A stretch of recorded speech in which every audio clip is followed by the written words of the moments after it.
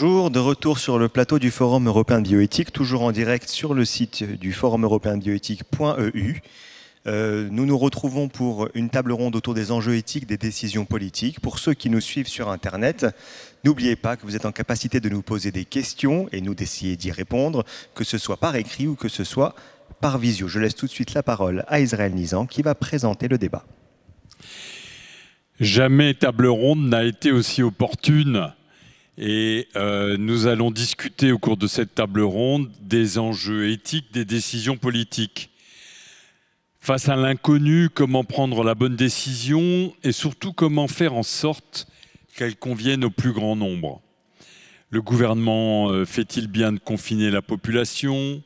Le fait-il trop tôt? Le fait-il trop tard? Le fait-il trop rudement ou avec trop de légèreté? Toujours plus aisé de se retourner, de regarder vers l'arrière et de faire un diagnostic a posteriori pour commenter la décision qui a été prise. Mais on est toujours plus intelligent après.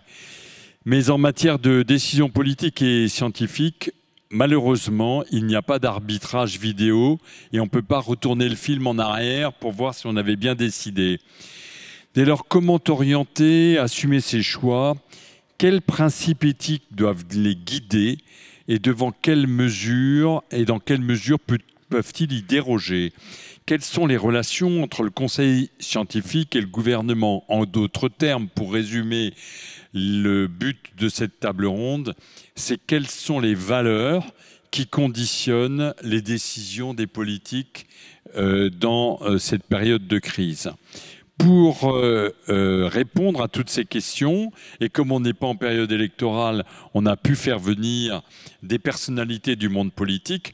Mais en premier, nous avons avec nous, et il est à Paris, Jean-François Delfraissy, qui est président du Comité consultatif national d'éthique, mais également président du Conseil scientifique Covid-19, avec sa double casquette de virologue et d'éthicien, et qui nous a fait la générosité d'être là pour la conférence inaugurale lundi soir dernier. Merci Jean-François d'accompagner aussi bien le Forum européen de bioéthique, et en quelque sorte, il sert à la communication en matière de bioéthique, et je sais à quel point tu es sensible au fait que le grand public puisse s'approcher des enjeux de bioéthique, ce qui est le but et l'ADN du Forum. Philippe Breton est docteur en psychologie, professeur émérite à l'Université de Strasbourg, administrateur national de la Croix-Rouge française. Philippe Breton est un ancien du Forum, si j'ose dire, il nous accompagne chaque année. Merci Philippe, et il est là en présentiel, ce qui permet de voir les mimiques du bas du visage, ce à quoi nous ne sommes plus habitués par ces temps de crise. Siamak Agababaye est un collègue praticien hospitalier à l'hôpital et urgentiste de son métier, mais il est également vice-président de l'Eurométropole de Strasbourg et premier adjoint au maire. Et donc il a cette position à l'articuler entre la décision médicale et même la décision médicale urgente, et de l'autre main, la décision politique. C'est une situation que nous avons voulu pour cette table ronde. Merci Siamak d'être parmi nous. Et enfin, en distanciel, un immense merci également à Lila Merabé, qui est très prise, car elle est vice-présidente de la région Grand Est, déléguée à la compétitivité, l'innovation et le numérique. Lila, merci d'être présente. En plus, j'ajoute que vous faites partie du conseil d'administration du Forum européen de bioéthique et que vous nous aidez de vos conseils. Et de cela, je vous remercie très publiquement. Je vais donner en premier la parole à Jean-François Delfraissy pour aborder la question des enjeux éthiques des décisions politiques. Jean-François, tu as la parole. Bonjour, merci de cette nouvelle invitation dans un contexte, évidemment, contexte cette semaine, des jours qui vont suivre et des semaines qui vont suivre. Juste peut-être pour vous rappeler qu'un comité scientifique a été créé au début de cette crise par le gouvernement pour l'aider à l'éclairer sur un certain nombre de questions sanitaires, mais que l'ensemble des décisions qui sont prises sont bien des décisions des politiques et non pas les décisions du comité scientifique. Chacun est à sa place, chacun dans son rôle. Lorsqu'on a parlé de troisième pouvoir médical, ce n'était pas l'objet. C'est bien le politique qui doit décider. Nous sommes, une fois de plus, dans une grande démocratie en France. Comment, dans les relations qu'il peut y avoir, je voudrais juste aborder 2 points. Le premier, pour éclairer, que vous compreniez comment se passent les relations entre un comité scientifique et le plus haut CEN de l'État. Nous sommes une douzaine avec différentes spécialités. Nous pouvons nous autosaisir et en gros, la majorité de nos avis a été de l'autosaisine. Et puis parfois, il y a une commande qui est faite par les autorités sanitaires. Nous avons une multidisciplinarité au sein du comité, donc avec différentes spécialités. On va faire entrer là, dans les jours qui viennent à la fois une nouvelle infectiologue de province d'ailleurs, mais aussi un spécialiste de gériatrie et puis quelqu'un de l'origine de vétérinaire pour avoir cette vision un peu globale. La discussion se fait par l'intermédiaire d'avis qui sont écrits, que j'avais souhaité qu'ils soient rendus publics dans une vision de démocratie sanitaire, que la presse, le grand public, bien qu'il soit un peu technique, puisse s'en emparer. Ils sont souvent décalés par rapport au moment où on le donne aux politiques. On le donne aux politiques qui lui-même le voit, s'appuie sur nos avis et ou s'appuie pas d'ailleurs. Et puis ensuite prend un certain nombre de décisions. Et nos avis sortent après, ça peut être un objet de discussion. Faudrait-il que ces avis soient donnés d'emblée d'un point de vue pour que l'ensemble des personnes l'aient, où ils sont pour l'instant réservés dans un premier temps aux autorités sanitaires. Moi j'ai 3 points dans nos relations que j'avais évoqués dès lundi dernier. Le premier, c'est la notion comment on garde une indépendance et sur quelle ligne de crête un comité scientifique de ce type peut-il être indépendant? C'est une vraie grande question, ça dépend beaucoup de la relation. La seule chose que je peux dire, et je le dis publiquement, c'est que je n'ai jamais reçu aucune pression, ni sur je dirais sur tel ou tel sujet, ni sur de modification de tel ou tel avis. On est dans une transparence totale. Je n'ai eu aucune pression, et le comité scientifique n'a eu aucune pression des autorités sanitaires. Le second, la notion du temps n'est pas la même. La science se construit, il lui faut du temps, un peu, elle se construit en semaines, en mois. Les médias, c'est en heures, et le politique, c'est en jours. Pourquoi? Parce qu'évidemment, il a des décisions à prendre.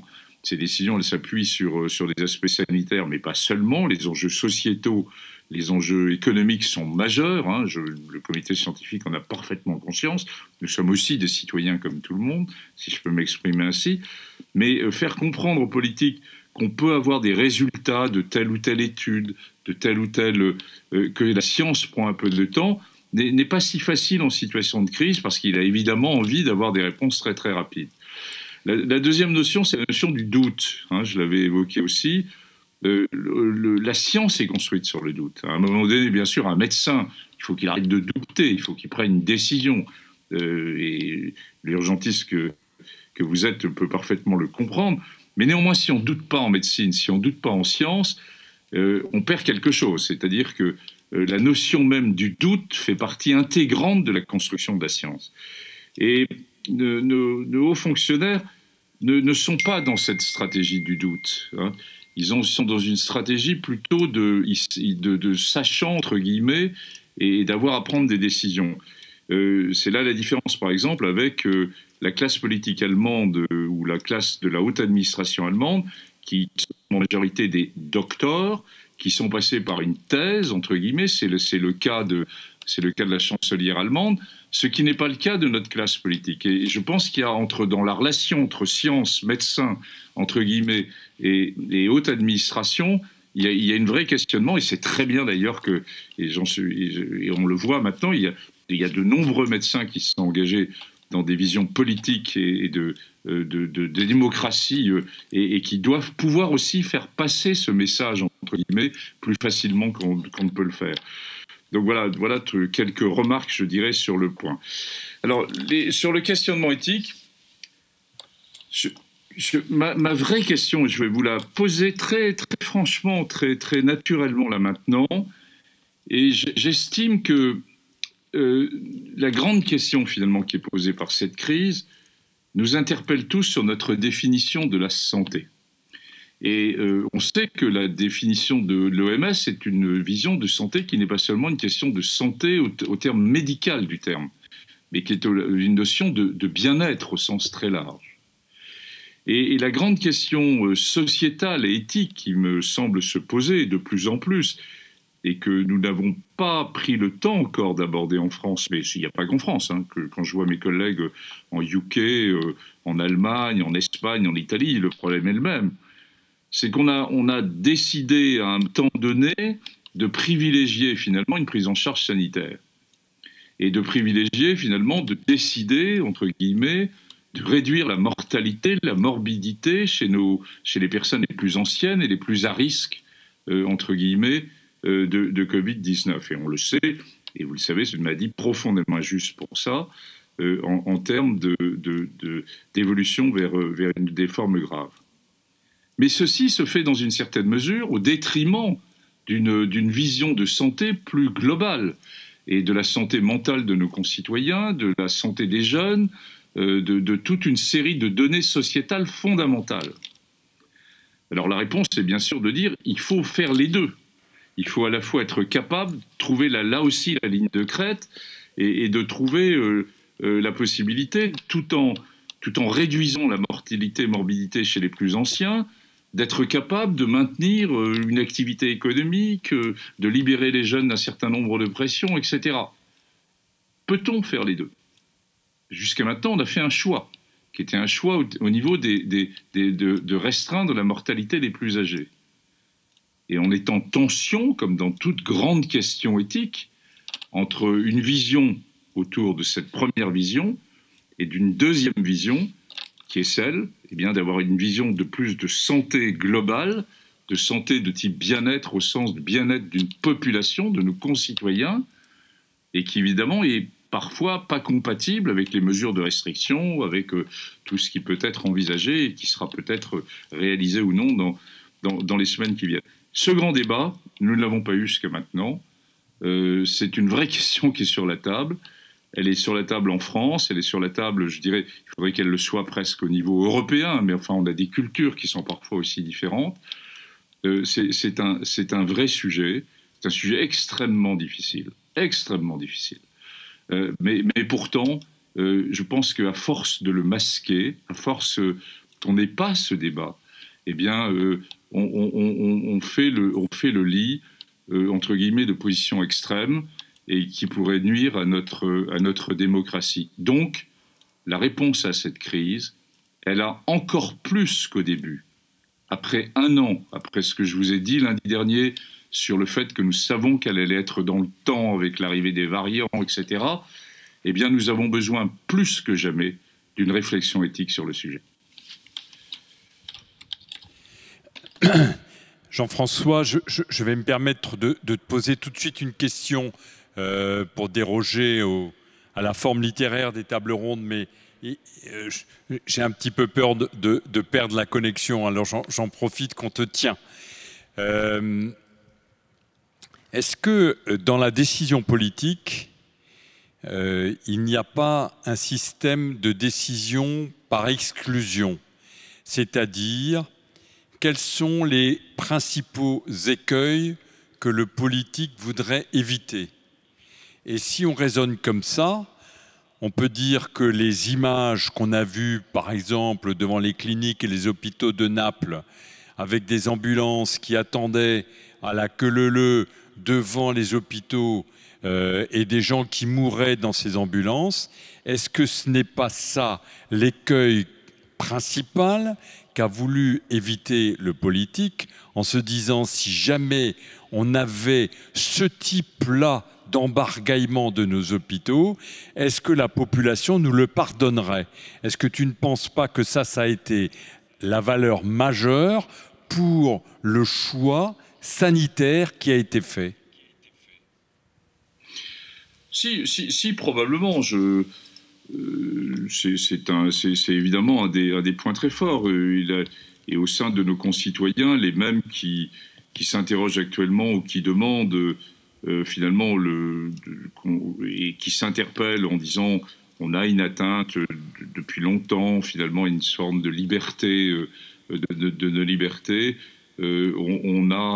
Laissons une démocratie vivre, laissons les jeunes plus pouvoir vivre leur génération, seraient les mêmes probablement, qui dans une situation de crise extrême de type Naples, ou voire même ce qui est en train de se passer sous nos yeux au Portugal, ou dans certaines régions espagnoles, ou même à Londres, vous avez vu, moi je connais bien les hôpitaux londoniens, où vous avez vu ces files d'attente d'ambulances et dans de grands hôpitaux, hein, et sur lesquels on amène de l'oxygène à des ambulances qui sont à 200 mètres, c'est-à-dire une situation qu'on n'a jamais connue en France. Et pourtant, Dieu sait, dans le Grand Est, vous avez été en situation extrêmement tendue, et merci encore de votre réponse, sur la période du mois de mars.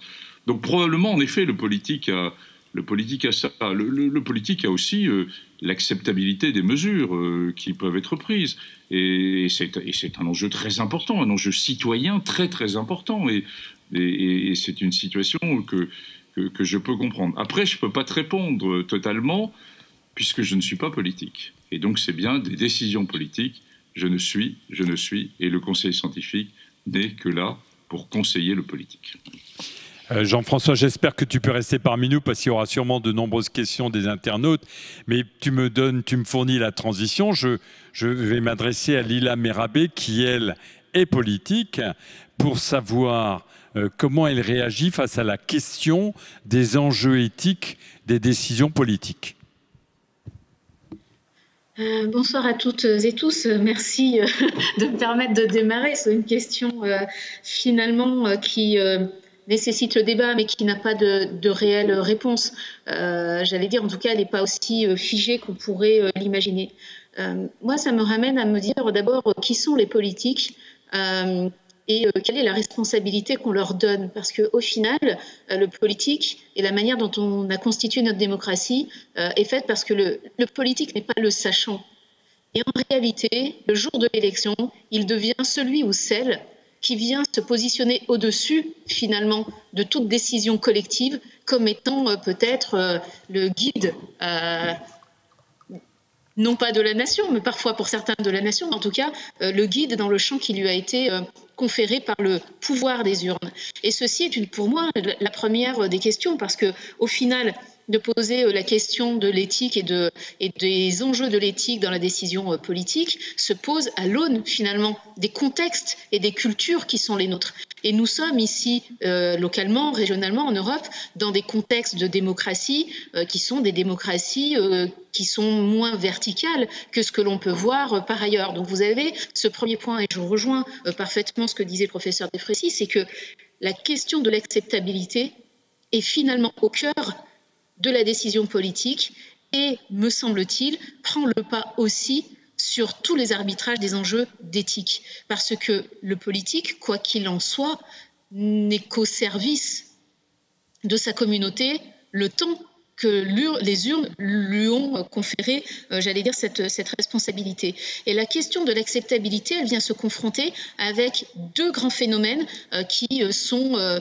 j'allais dire, relativement récents dans l'histoire contemporaine. C'est d'abord parce que le politique, il est confronté à la bataille des images. Jamais nous n'avons autant été abreuvés d'images qui viennent être les témoins de l'immédiateté des situations. Et finalement, à peu près aussi comme dans le cheminement ou en tout cas on peut dire, c'est pas proche, mais c'est un raisonnement relativement qui chemine de la même manière que pour la science. C'est-à-dire qu'il faut aussi du temps et de la profondeur avant la décision politique. Or, cette crise a contraint finalement, plus encore que ce que l'on a connu par le passé, de prendre des décisions dans l'immédiateté de l'attente de nos concitoyens. Et finalement, le risque, j'allais dire, des décisions politique et pour moi le rempart des enjeux éthiques, c'est celui de la profondeur, du temps de la réflexion et de pouvoir avoir la pédagogie aussi d'exprimer la raison pour laquelle certaines décisions ne peuvent pas se consacrer dans l'immédiateté qu'attendent nos concitoyens. C'est d'autant plus difficile que, pour la première fois depuis longtemps, peut-être dans les cultures qui sont les nôtres, nos concitoyens et nous-mêmes avons été voisins, confrontés à la mort.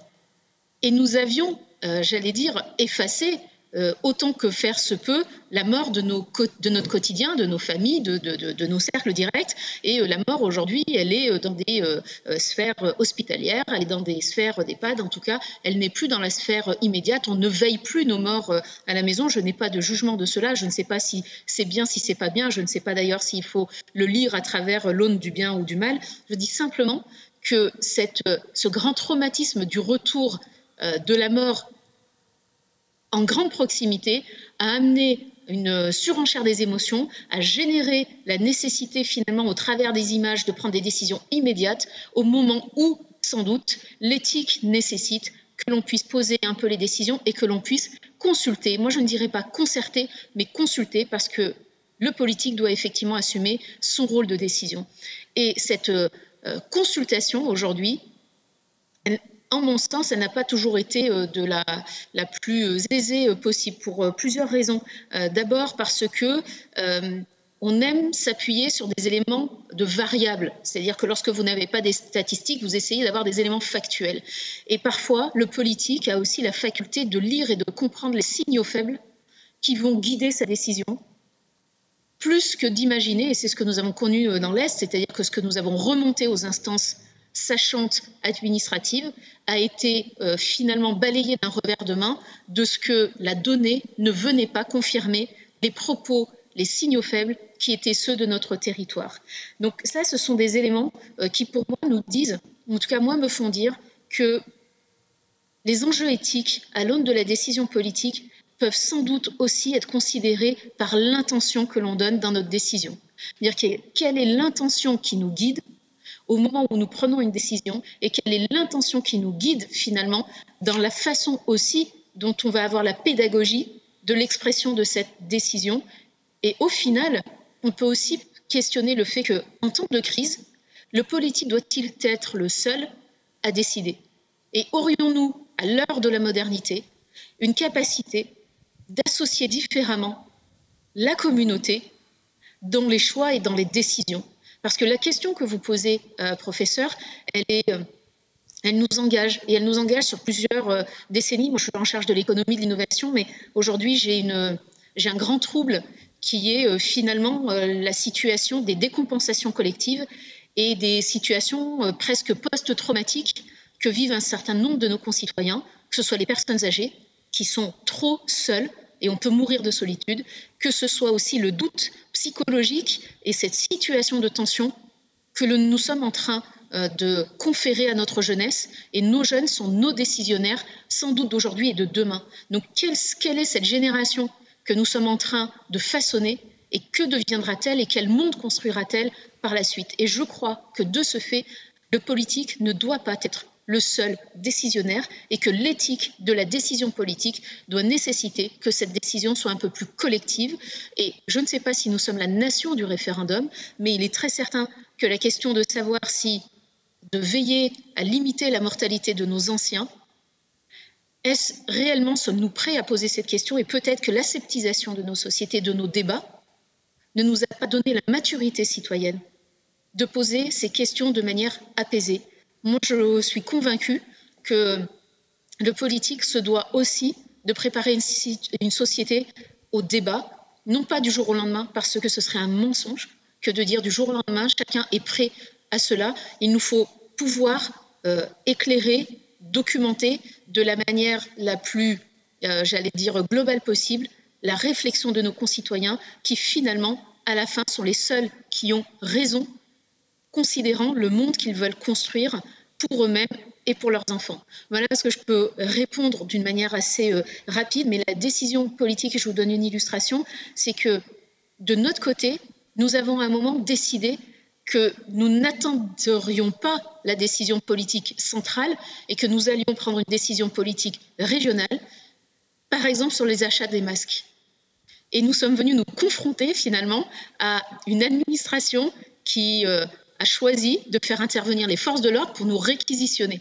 Et c'est aussi intéressant que de se dire comment se joue l'éthique finalement d'une décision régionale, parce que nous sommes les premiers interlocuteurs des forces locales et de l'univers de la santé en région, et qui sont venus nous voir sans doute, parce que notre président est également urgentiste, et ont attendu de notre part une action et un acte fort. Et de l'autre côté, quelle a été l'éthique finalement d'un préfet qui, à un moment, ou un patron d'ARS, qui, à un moment, décide d'envoyer les militaires sur un aéroport réquisitionner des masques pour suivre, j'allais dire, une organisation sans doute d'un autre temps.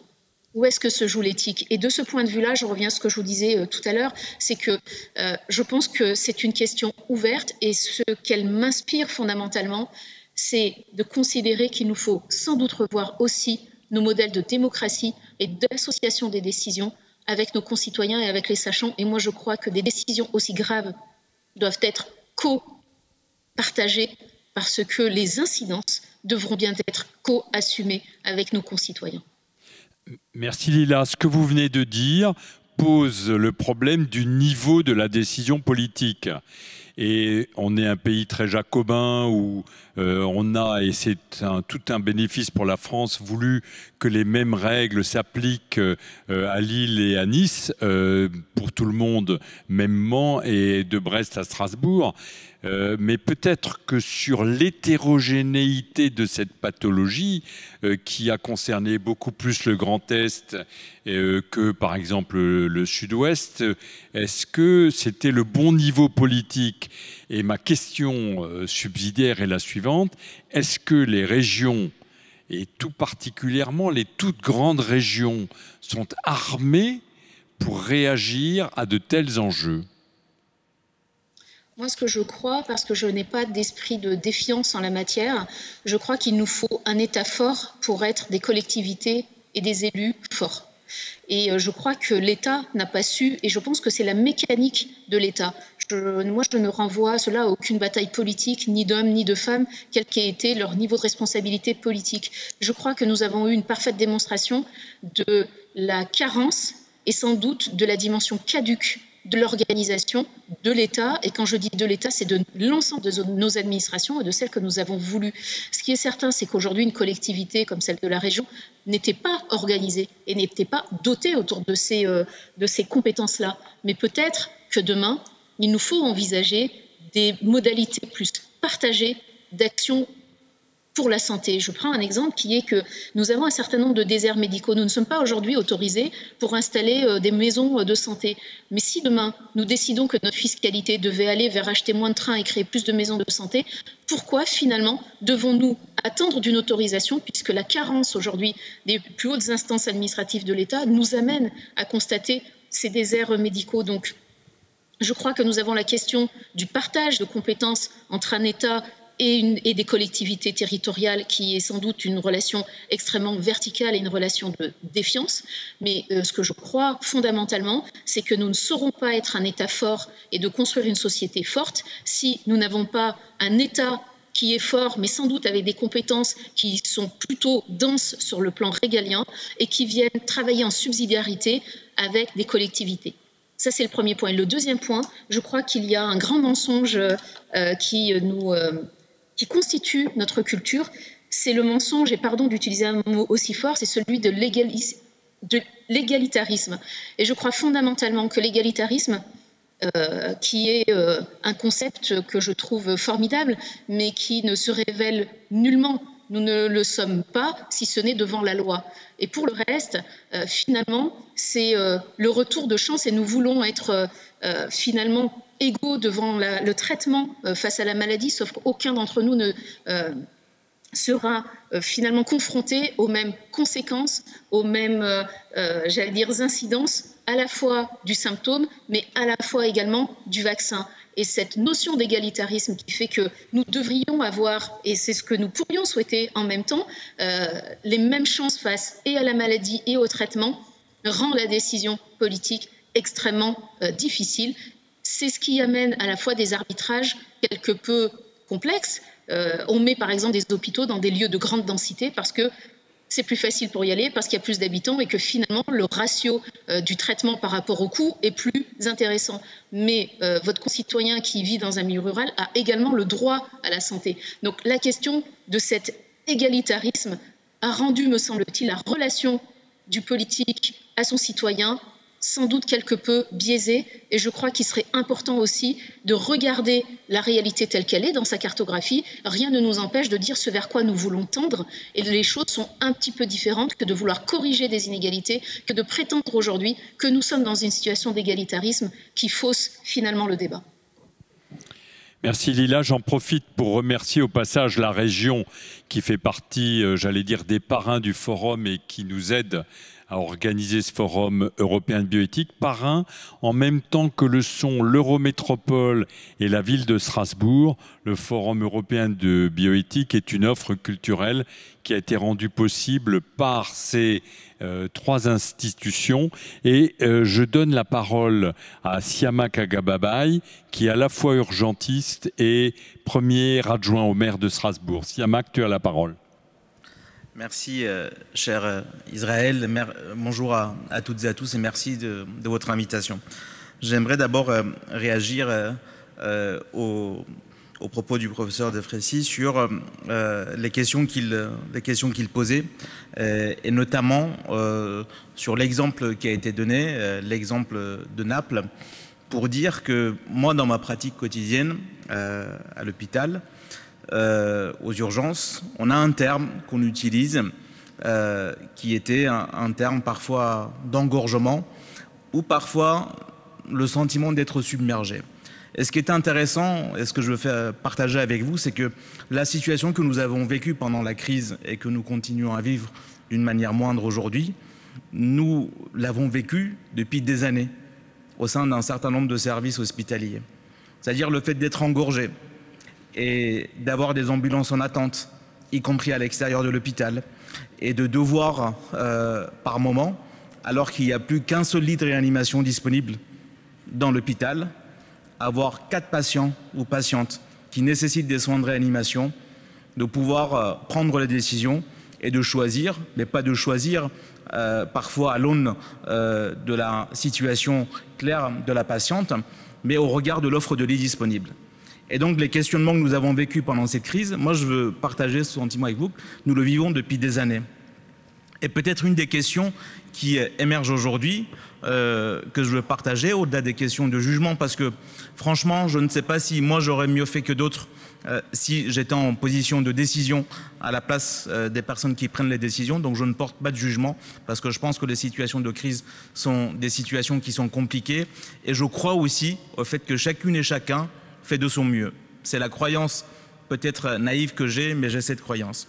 Néanmoins, on peut s'interroger que si nous avons eu les difficultés que nous avons eues, c'est aussi parce que les dernières années, la politique de la santé et ce qui a été consacré à la santé n'a pas été à la hauteur. On peut aussi se poser la question, quand on a fermé des lits d'hospitalisation et là aussi dans une pratique quotidienne, quand on est médecin et on passe 10 minutes, 15 minutes avec son patient, on a fait le diagnostic, que les examens sont faits, mais que par contre, on va attendre 5, 6, 8, 10 heures à trouver un lit et de voir des patients de plus de 90 ans de rester sur des brancards pendant des heures et des heures, ces questions éthiques existaient déjà auparavant. Ce que je veux dire, c'est que la crise de la Covid a rendu cela peut-être plus visible, mais cela couvait déjà dans nos institutions, ça couvait déjà dans nos hôpitaux et on avait du mal à le faire partager. Certes, un certain nombre de collègues, Pelou ou d'autres, ont parlé de ces situations, mais cela existait.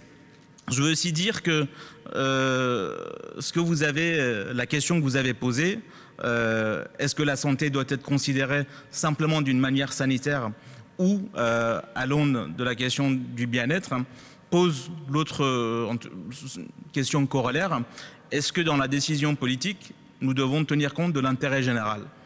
Et quand on tient compte de l'intérêt général, quid de l'intérêt singulier?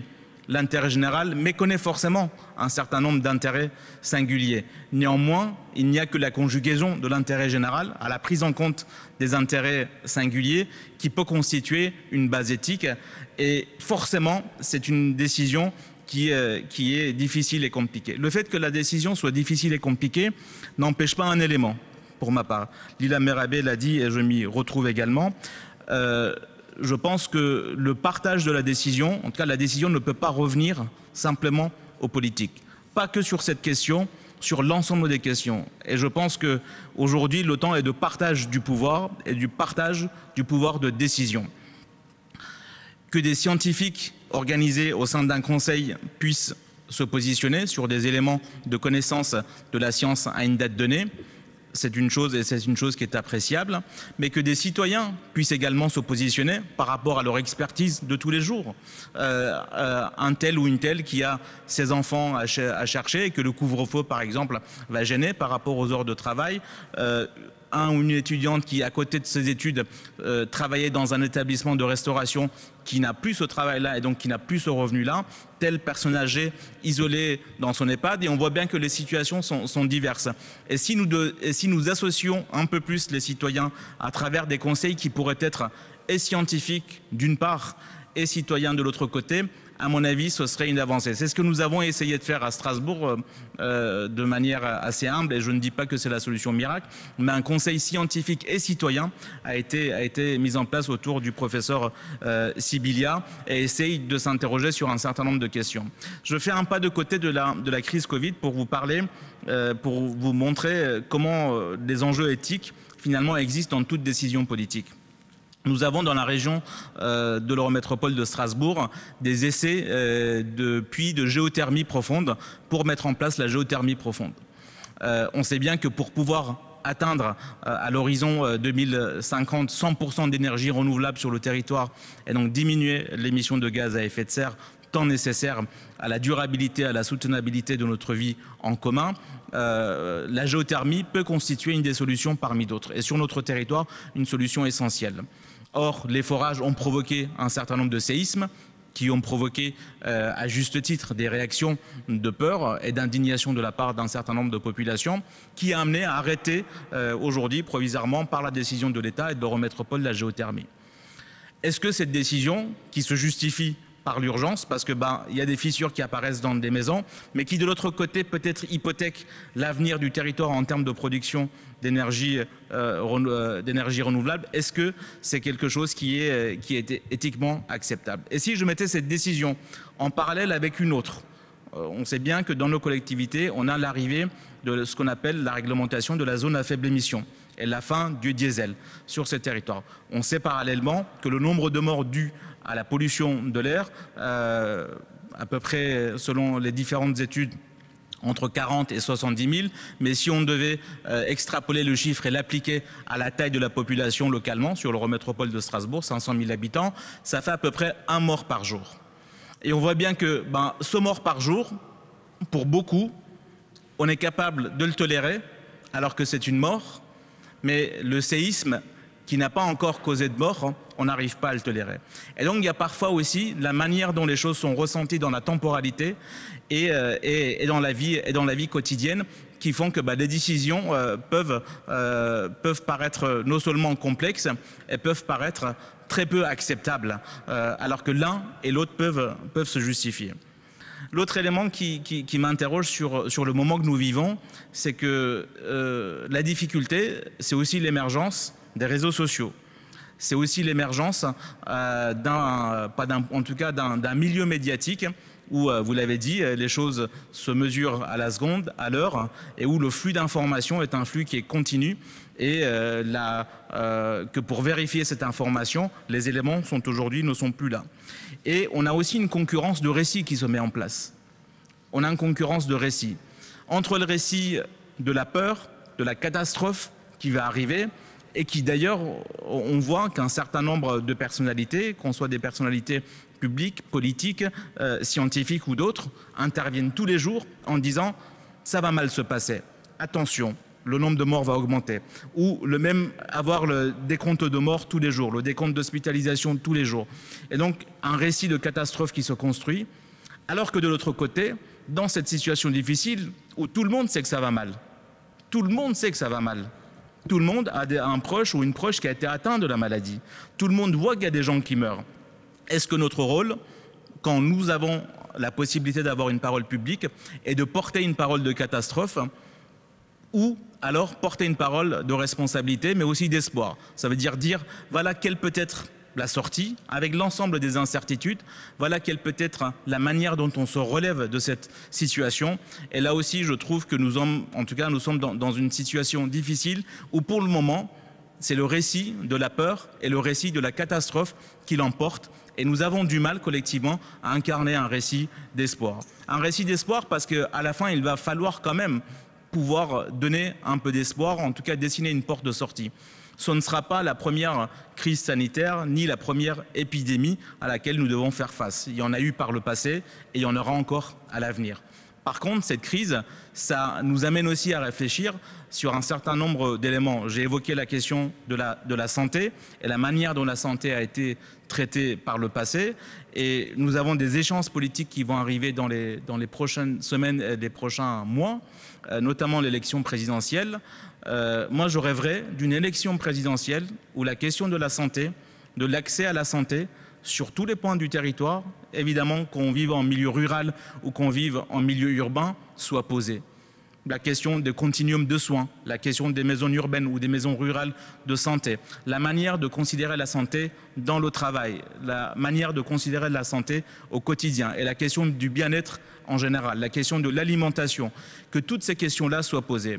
Et qu'au lieu de parler d'autre chose qui finalement ne sont plus vraiment importantes et ne correspondent plus aux enjeux du moment, on pose des questions essentielles de ce qui fait sens dans la vie de chacune et de chacun. À la fin des fins, ce qui compte, c'est de pouvoir vivre et de pouvoir vivre en bonne santé, en lien avec ses proches, avec sa famille et si possible avec un peu d'espoir dans l'avenir. Pour terminer, ce que je souhaite dire, c'est que la crise nous amène aujourd'hui à envisager la décision politique et la décision sanitaire à l'aune de mêmes principes. J'ai appelé la question le principe de l'intérêt général, sans jamais oublier l'intérêt singulier, et sans dire qu'en cela je donne une solution. Et d'autre part, la participation des citoyens et des citoyennes. Il va falloir que nous sortions d'une société de contrôle pour aller vers une société de confiance. Le fait de donner de l'information claire à toutes et tous, peut-être peut nous dispenser à produire des attestations quand on doit sortir de chez soi pour pouvoir justifier de sortir de chez soi, y compris en période sanitaire. Quand est-ce que dans ce pays, nous allons passer à une société de confiance? Quand est-ce qu'on va arrêter de dire que les Suédois, les Scandinaves de manière générale, eux et elles, c'est des gens qui peuvent comprendre et qui sont responsables. Mais vous savez, en France, on n'est pas aussi bien éduqué, on n'est pas aussi responsable. Et chez nous, il faut bien du contrôle et finalement un contrôle qui va faire le lit, ça a été dit aussi, des extrêmes, qui va faire le lit de l'ensemble des théories complotistes.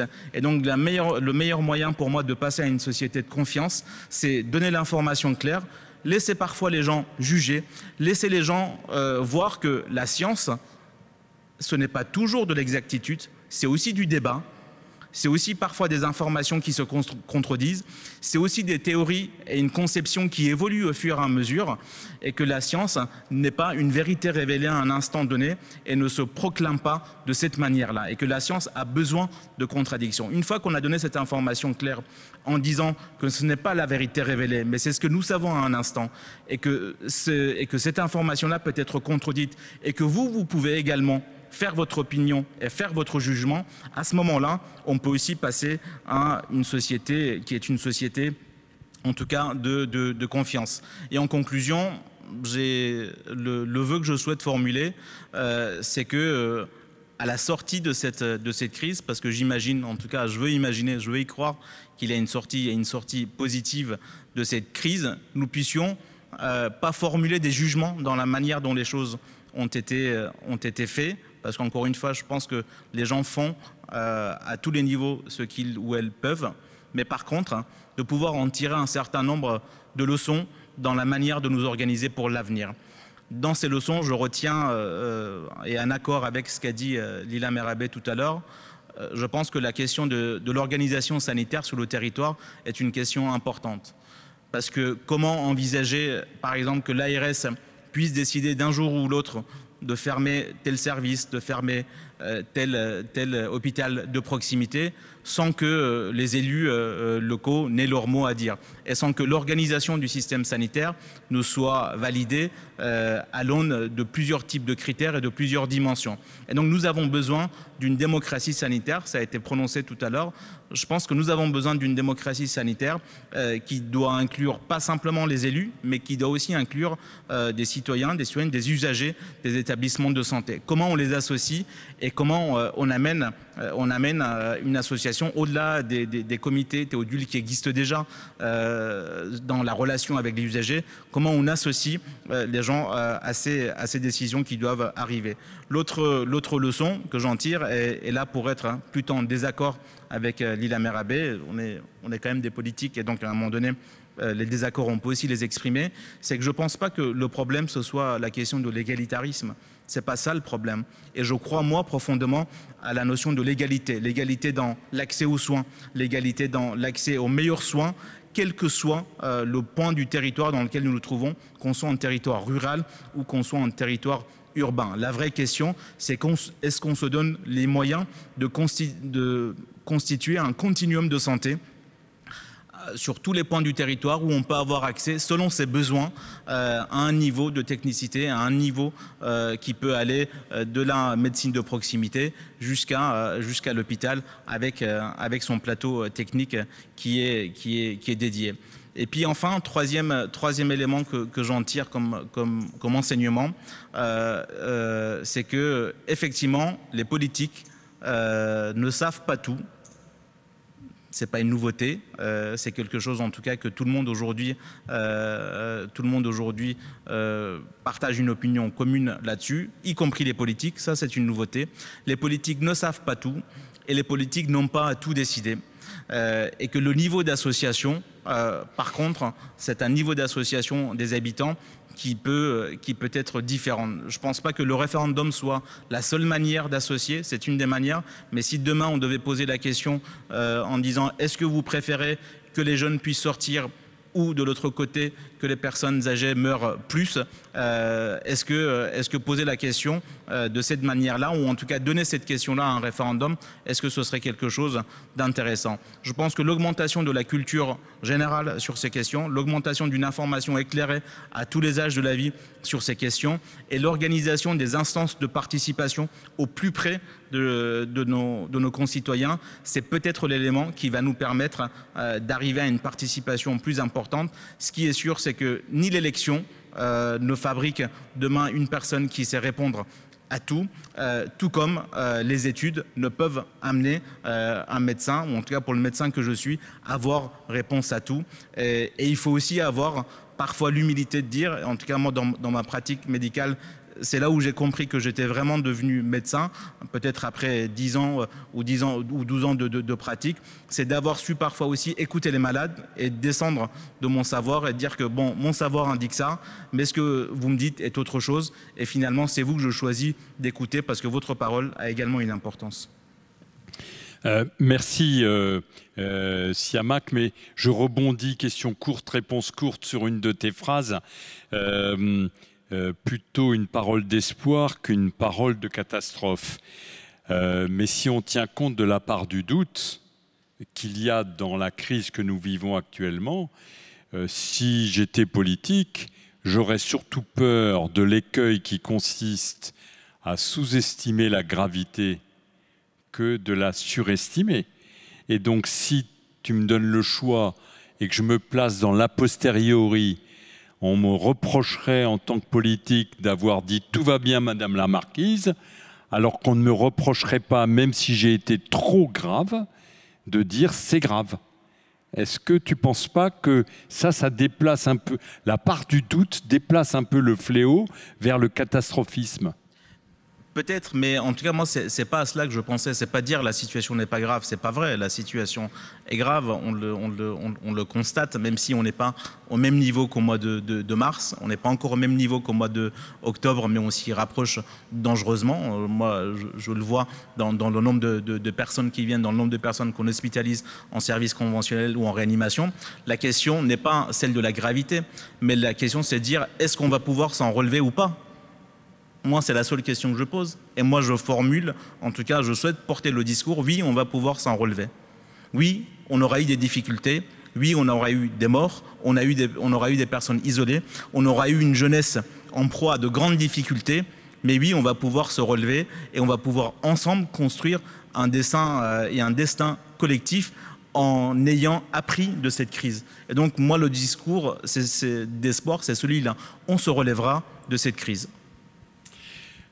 Philippe Breton, docteur en psychologie, professeur à l'Université de Strasbourg, administrateur national de la Croix-Rouge française. Philippe Breton, vous avez la parole. Merci. Je ne vais pas parler au nom de la Croix-Rouge française, parce que je n'ai pas de mandat pour ça, bien qu'on ne se départit pas facilement de l'expérience qu'on a dans ce type d'association pour réfléchir. Moi, je travaille depuis longtemps sur la démocratie, sur le rôle de la parole en démocratie.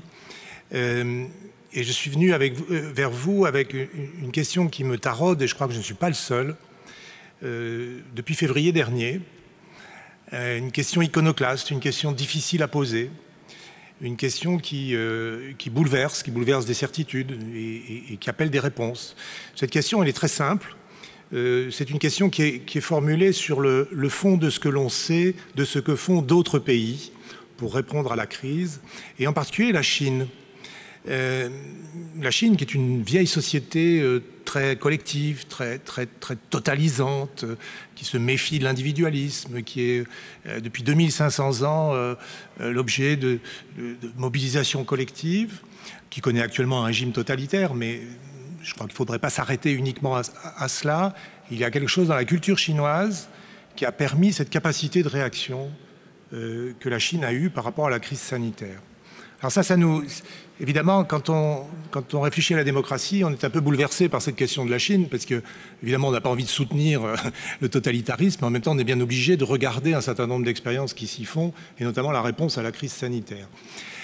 Donc, depuis février dernier, moi, il y a une question qui me taraude, qui est est-ce que la démocratie avec ses valeurs, son éthique fondamentale, la priorité qu'il donne aux politiques, le principe d'égalité, la primauté du politique sur les intérêts particuliers, sur toutes les techniques. Est-ce que cette démocratie que nous connaissons, qui est un régime fragile, qui est un régime que beaucoup nous chérissons, bien évidemment, est-ce que la démocratie est vraiment le régime qui permet de lutter contre les crises sanitaires? Et à quel prix? À quel prix le maintien de notre éthique démocratique? Quel est le prix que cela nous coûte? Vous savez, on dit toujours dans la mythologie démocratique, il faut mourir pour la démocratie. Vous avez la montée sur les barricades en 1948, cette idée que beaucoup partagent, c'est-à-dire nous croyons la démocratie, nous sommes prêts à mourir pour elle. Est-ce que un certain excès de mortalité que nous constatons aujourd'hui ne sont pas les morts de la démocratie? Est-ce que ce n'est pas un prix que nous payons aujourd'hui par rapport à d'autres pays qui, peu embarrassés par ces questions de démocratie ou constitués d'une autre culture, payent moins ce prix? Alors, on va dédramatiser un peu cette question, évidemment, parce qu'il ne s'agit pas ici de dire il faut supprimer la démocratie, il faut mettre la démocratie en parenthèse, quoique, lorsque nous sommes en situation de guerre, la France a connu des grandes guerres, qu'est-ce que nous faisons? Nous mettons en parenthèse un certain nombre d'institutions démocratiques pour privilégier la technique militaire, le pouvoir militaire. Et la grande vertu que nous avons eue en France et dans d'autres pays occidentaux était la capacité, une fois la guerre terminée, de revenir au fondement de la démocratie, c'est-à-dire d'ouvrir une parenthèse et de la refermer. Nous sommes dans une guerre sanitaire. Alors, pour dédramatiser un peu la question, je me suis concentré sur 3 obstacles qui sont consubstantiels à la démocratie et qui sont peut-être une gêne aujourd'hui dans notre approche de la crise sanitaire. Et 3 obstacles. Le premier, c'est notre absence presque structurelle en démocratie de culture opérationnelle, de culture de la catastrophe. Le deuxième, c'est l'impossibilité de prioriser véritablement, fondamentalement, radicalement le sanitaire, luxe que le politique ne peut pas se permettre pour des raisons consubstantielles, car il est l'équilibre des forces, l'équilibre des intérêts. Et puis là, le troisième obstacle, qui est aussi consubstantiel à la démocratie, nos démocraties s'accompagnent d'une culture de la déliaison sociale, de l'individualisme. Nous faisons rupture avec d'autres sociétés, comme la société chinoise, qui sont des sociétés totalisantes, qui sont capables de mobilisation collective qui nous étonnent. La démocratie s'accompagne souvent de cet individualisme profond, du respect de l'individu, nous y tenons bien évidemment aussi, mais qui vient être un obstacle assez important quand il s'agit de se mobiliser collectivement avec les contraintes, pour assumer les contraintes et pour sortir d'une situation de crise ou une situation de catastrophe. Ça sont les 3 obstacles. Alors je dis 2 mots sur les 3 obstacles et puis rapidement, et puis je conclurai. L'absence de culture de l'urgence et de traitement des catastrophes. Les démocraties sont par volonté peu militarisées. Or, la culture de l'urgence et de la catastrophe se fait souvent sous fond de militarisation des sociétés. On a 2 exemples actuellement de réponse, de capacité de réponse à la catastrophe. C'est les États-Unis qui ont un formidable appareil de réponse aux catastrophes qu'ils n'ont pas mis en œuvre. Pour des raisons politiques, je n'y reviens pas, à l'occasion de cette crise. C'est un grand dommage, puisque, encore une fois, les États-Unis sont un continent qui sont confrontés régulièrement aux catastrophes. Ils ont une magnifique institution qui est la FEMA. Ils ont donc une culture de la réponse à la catastrophe. Et Israël qui, pour des raisons, qui est contraint à la défense, et qui donc a donné aux capacités d'organisation une place centrale dans leur société, et qui ont été capables, il faudra encore leur tirer la leçon, sur la vaccination, de faire quelque chose. Je veux dire, quand on regarde notre déploiement de la vaccination et quand on regarde ce qui se passe en Israël, on se dit il faut quand même se poser des questions, bien évidemment. La plupart des sociétés démocratiques en Europe occidentale sont sous-militarisées. C'est l'exemple de l'Allemagne. L'Allemagne n'a plus cette expérience opérationnelle, même si elle est capable, évidemment, d'organisation. Il ne s'agit pas de d'évaluer du tout nos amis allemands, mais c'est vrai qu'en se démilitarisant, ils se sont privés aussi d'un air organisationnel que d'autres pays sont capables de mobiliser. En Allemagne, il n'y a même pas d'harmonisation fédérale de la réponse à la catastrophe, ce qui explique un certain nombre de difficultés qu'ils peuvent rencontrer.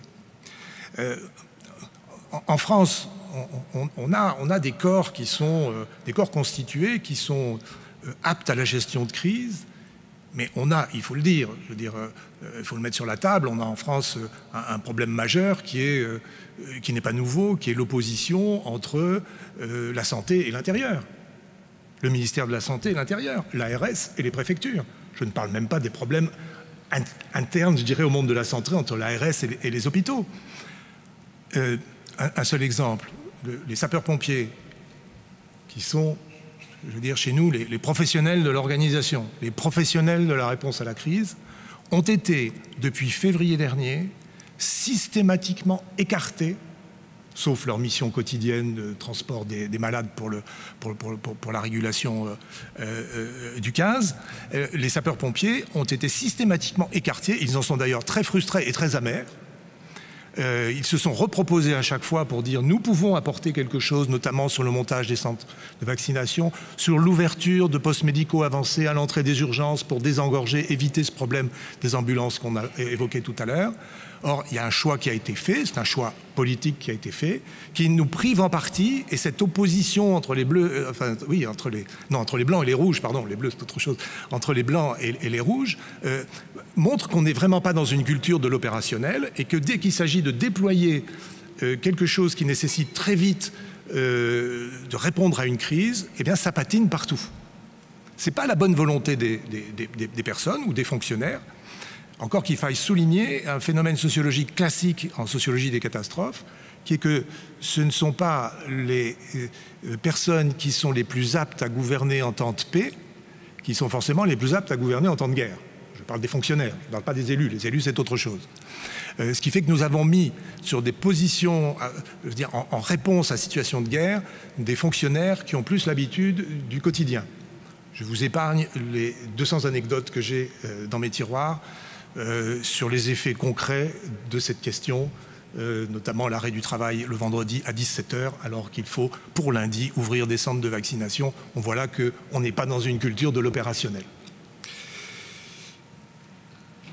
Cette faiblesse, encore une fois, dans l'opérationnel et dans la culture de l'urgence, on peut la corriger, mais on voit bien qu'elle est quelque part consubstantielle à la démocratie, qui se méfie précisément de tout ce qui est trop hiérarchisé, trop organisé, de cette parenthèse qu'il faut faire parfois pour confier à des opérationnels la direction d'opération pour être le plus efficace possible. Le deuxième obstacle, c'est... Alors j'ai bien écouté ce qui s'est dit tout à l'heure, et je comprends la position aujourd'hui des élus qui sont en charge et qui, je veux dire, si vous me permettez, personne n'aimerait être à votre place puisque c'est une place difficile et que vous pourrez dire tout ce que vous voulez sur le partage du pouvoir, l'électeur dira toujours que c'est vous le responsable. Alors on peut mettre tout en place, des structures de concertation, il faut le faire, mais au bout du compte, c'est toujours le politique qui sera désigné à tort ou à raison, mais c'est ça la démocratie. C'est ça, en quelque sorte, le piège de notre démocratie, c'est qu'au bout du compte, c'est le politique, et le politique ne peut pas renoncer à sa propre position. Il est toujours dans la position d'arbitrer entre les différents pouvoirs, le judiciaire, le pouvoir médical, le pouvoir militaire, le pouvoir universitaire, s'il en reste encore un, les pouvoirs économiques. Le politique ne peut pas, sous peine de se suicider démocratiquement, dire « nous allons aujourd'hui faire une démocratie purement sanitaire », c'est-à-dire nous allons prioriser totalement le sanitaire privilégier la santé dans le sens du bien-être, hein, bien entendu ce que disait le professeur Delfraissy tout à l'heure. Le politique ne peut pas faire ça parce qu'il rend les armes, et il rend les armes de la démocratie en disant « je confie maintenant le pouvoir à tel corps technique qui pourtant peut résoudre la situation. Nous savons comment arrêter l'épidémie, il faut le dire. Nous savons comment l'arrêter, mais nous ne le faisons pas. Nous ne le faisons pas parce que nous sommes en démocratie.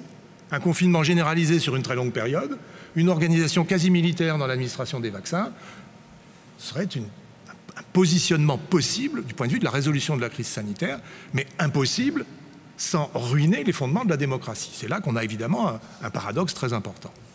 Le troisième obstacle, c'est évidemment l'individualisme. L'individualisme, c'est un progrès de nos sociétés, c'est une liberté qui est conférée à l'individu, on délie les sociétés, on délie de liens contraignants. L'individu est roi, hein, ce n'est plus le roi qui est le roi, chaque individu est devenu le roi en démocratie, bien évidemment. Ça a beaucoup d'avantages, ça a des inconvénients, notamment en situation de crise. C'est-à-dire que là où il faut une mobilisation collective, où il faut créer les conditions où tout le monde va dans le même sens, à partir d'un récit porteur qui dit la direction, c'est le cas des guerres. Dans le cas des guerres, on a un récit qui porte la mobilisation collective et on est capable de demander à des individus de se dépasser dans un collectif pour que la société sorte des menaces qu'elle connaît. Aujourd'hui, on voit bien la difficulté du pouvoir actuel, encore une fois, c'est pas un jugement politique, c'est pas une critique, à construire un récit mobilisateur, car ce récit mobilisateur vient heurter une société qui est fractionnée en individus, fractionnée en communautés aussi, et avec d'autres fractionnements du point de vue de la capacité à mettre en œuvre le minimum de connaissances rationnelles qu'il faut pour aborder ce type de situation. Donc on a là aussi une difficulté, on l'a vu avec l'exemple des pays nordiques qui ont joué à fond la carte de la démocratie et de la responsabilité individuelle. La Suède a dit aucune mesure contraignante, éthique protestante, chaque individu est responsable. On voit le résultat aujourd'hui, ils sont entrés dans la catastrophe, hélas, comme nous. Voilà, trois obstacles. Je ne veux pas faire le jugement sur comment lever ces obstacles. Je reste ici dans la position extrêmement confortable de l'analyste. Je vois bien quand même que mettre l'accent sur une meilleure culture de l'organisation de l'urgence, aller chercher les cadres appropriés pour qu'on puisse, de ce point de vue-là, être plus efficace, que tenter de mieux construire un récit mobilisateur et de déployer des mobilisations collectives, donc associer la population. sont des éléments qui permettraient de lever partiellement ces obstacles. Par contre, sur le renoncement aux politiques, là, je ne vois pas, parce que le danger, il est immédiat. Le politique ne peut pas donner les clés ni aux militaires, ni aux universitaires, ni aux juges, ni aux médecins, sous peine que le régime politique, confronté déjà à un certain nombre de menaces internes et externes, n'implose de l'intérieur. Voilà donc ces paradoxes que je voulais souligner sur le rapport entre la démocratie et la crise sanitaire. Sur les réseaux sociaux et un peu partout, on a entendu beaucoup de Français dire « Je préfère qu'on ait quelques morts de plus, mais je ne veux pas vivre comme un Chinois ». Si on faisait, je le crains fort, un référendum sur « Est-ce que vous êtes d'accord de restreindre vos libertés à la mode chinoise ?» C'est-à-dire 11 millions de personnes confinées, on ne descend plus de chez soi. Il y a énormément de Français qui répondraient non. Et donc, ce serait contraire à l'idée de démocratisation. Qu'en penses-tu?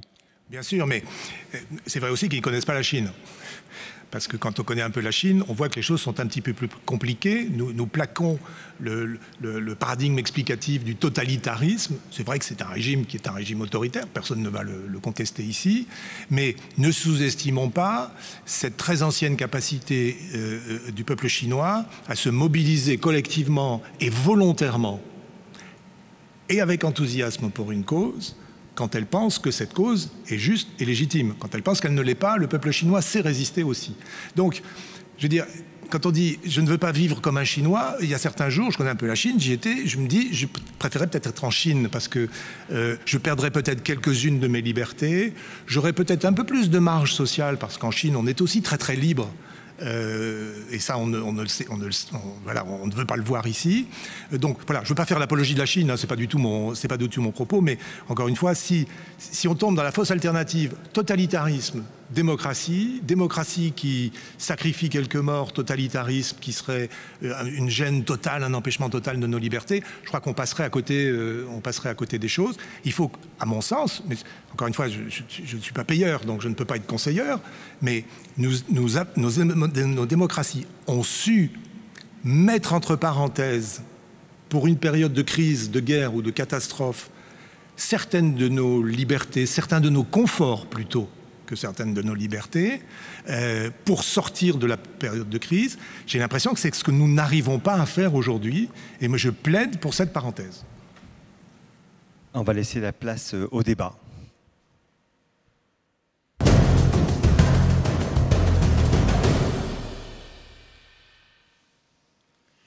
J'en profite pour demander à Jean-François Delfraissy comment il réagit à tout ce qu'il a entendu. C'est évidemment un débat fort intéressant. Non, juste sur deux points, je serai probablement obligé de vous laisser après. Alors, Jean-François Delfraissy, il est bien sûr président du comité scientifique, mais dans ce débat, il est aussi un citoyen, et un citoyen vraiment comme les autres. Et je comprends très bien, et je m'interroge moi-même en disant, mais mon Dieu, pourquoi un certain nombre de pays d'Asie, dont la Chine, mais il y a d'autres modèles, hein, en ayant en effet une utilisation très extrêmement stricte, hein, et on sait en effet tout l'intérêt qu'il peut y avoir à mettre en place ce type de stratégie et leur efficacité, et finalement s'en sortent mieux que nos vieilles démocraties. Et fondamentalement, je préfère vivre dans une vieille démocratie. Je préfère vivre dans une vieille démocratie.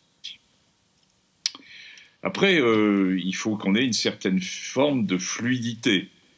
Et je terminerai peut-être là-dessus, ça reprendra ce qu'évoquait mon collègue urgentiste.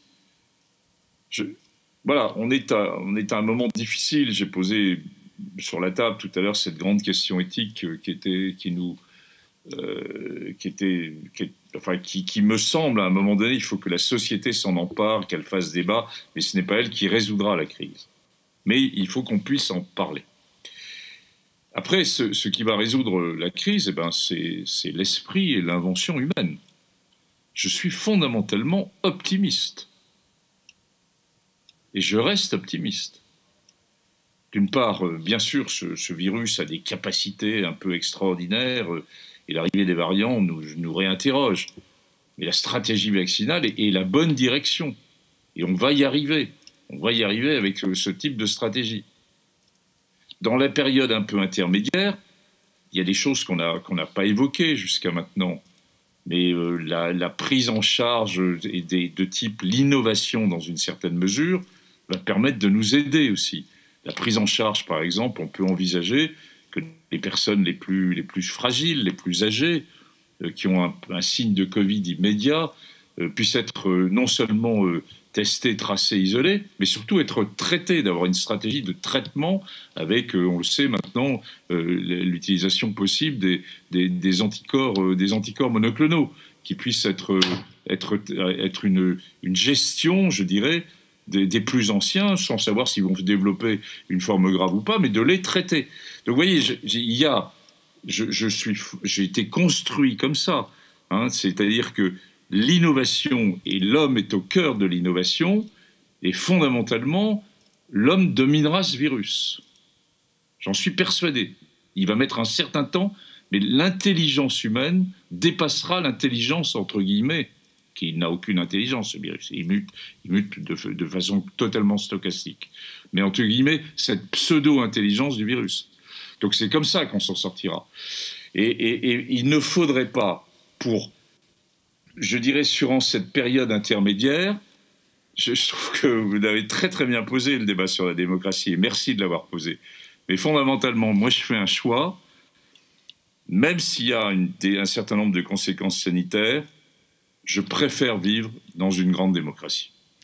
Et Jean-François, un deuxième commentaire sur le niveau de réaction. Il se trouve que tu participes à l'élaboration de la réaction nationale. Penses-tu qu'on pourrait régionaliser la réaction sanitaire? Alors c'est une autre question. Je pense en effet qu'il faut laisser beaucoup plus de souplesse, de fluidité. Et sur les régions, on l'avait nous-mêmes indiqué en disant que les enjeux allaient se poser sur les 20 grandes métropoles ou autour des 20 grandes métropoles. C'est ce qui s'est en partie passé d'ailleurs, mais pas seulement. Et on voit bien que la France, par exemple, sur le Covid, est coupée en deux, avec entre l'Est, entre guillemets au sens très large du terme, je mets Paris dans l'Est, vous voyez, mais avec une région ouest de la France qui est beaucoup moins touchée, on le voit bien, sur la Bretagne, le sud-ouest et toute cette région. Après, il faut aussi regarder autour de nous. Cette crise, elle n'est pas qu'en France. Finalement, la France, je vous le rappelle, pour l'instant, est plutôt un bon élève de l'Europe, hein, par rapport y compris à vos voisins à Strasbourg. L'Allemagne, qui nous a toujours été présentée comme le très bon élève, est plutôt dans une situation difficile en ce moment. Et on voit bien que dans un certain nombre de pays, je dirais, où il y a les Länder, comme en Allemagne, les grandes régions comme en Espagne, un certain nombre de régions comme en Italie aussi, la réponse n'est pas si simple que ça, hein. On voit des politiques régionales qui se sont installées, ou des régions qui disent ce n'est plus nous, c'était la politique nationale qui doit nous donner à la fois la direction et les moyens. C'est-à-dire que l'idée générale, bien sûr, c'est de fluidifier, c'est de donner aux acteurs locaux et aux régions beaucoup plus, entre guillemets, de possibilités d'action immédiate. Et c'est ce que vous avez fait, d'ailleurs. C'est ce qui est en train de se mettre en place, ce qui s'est mis en place beaucoup pour la deuxième vague. Il faut continuer à le faire. Néanmoins, voilà, parce qu'on est construit comme ça dans le modèle français, il ne faut pas penser qu'on va passer d'un modèle très national et très parisien, disons-le, avec la critique qu'il peut y avoir autour de ça, à un modèle régional optimal. C'est probablement cet équilibre qui fait la France, d'ailleurs, hein, entre à la fois laisser de la fluidité, laisser même de l'expérimentation sur les régions, et puis avoir quand même une vision un peu nationale. Lila Mérabé, sur l'organisation sanitaire d'une région. Maintenir un hôpital petit et très cher, ouvert, ou le fermer, décisions qui ont été prises jusqu'à présent par l'État. Quelle est votre position par rapport à ça? Est-ce que vous pensez que les régions devraient reprendre la main sur la santé?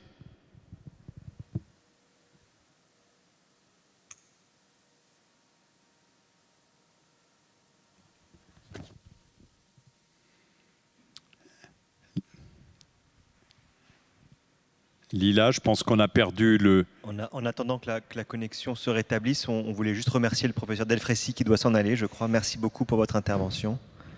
Merci à tous. Hein.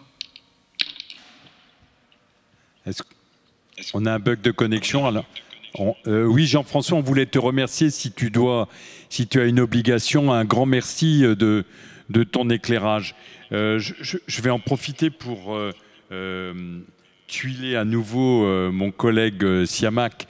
Très clairement, la démocratie fait que les Français ils sont attachés comme à leur fibre vitale.